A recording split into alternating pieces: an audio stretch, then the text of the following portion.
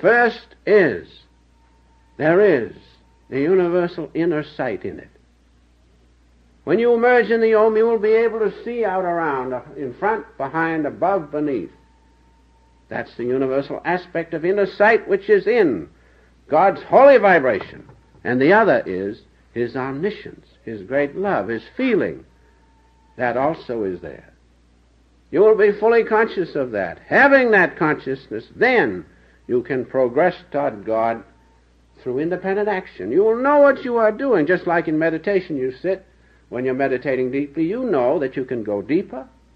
And if you see the light come, you know that if you go deeper, it'll come more brilliant. So after death, you'll be conscious like that you can independently progress more and more toward God. So those are the characteristics of those people like you and like me who work for God. Try by these methods to understand death while we are here on earth and make the state of God's presence within us dynamic to our consciousness.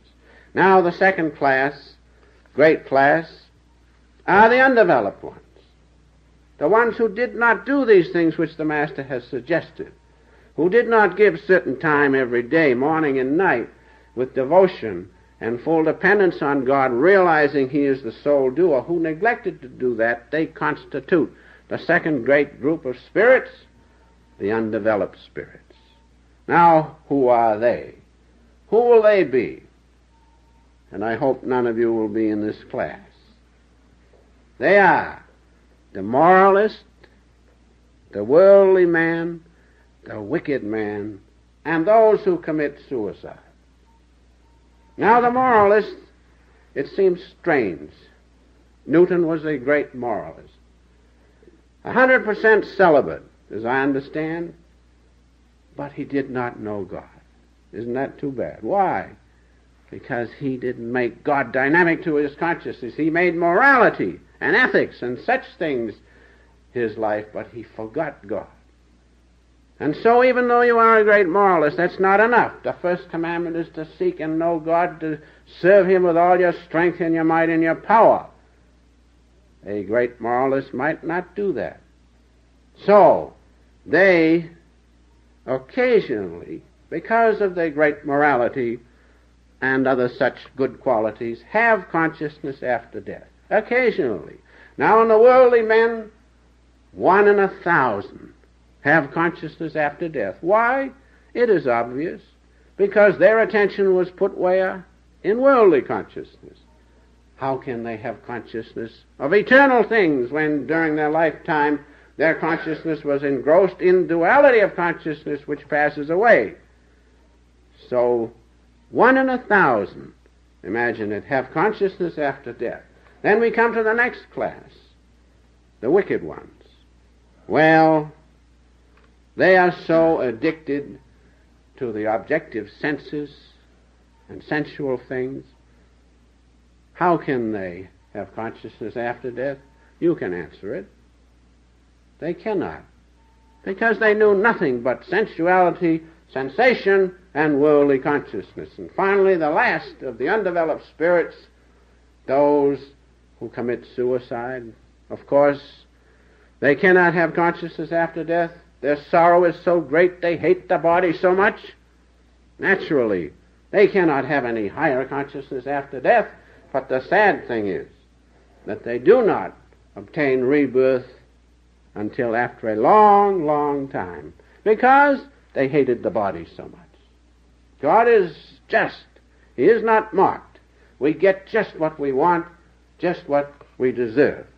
And so there you have, in a few words, one of the greatest classifications of what we will be after death. Place yourself where you belong.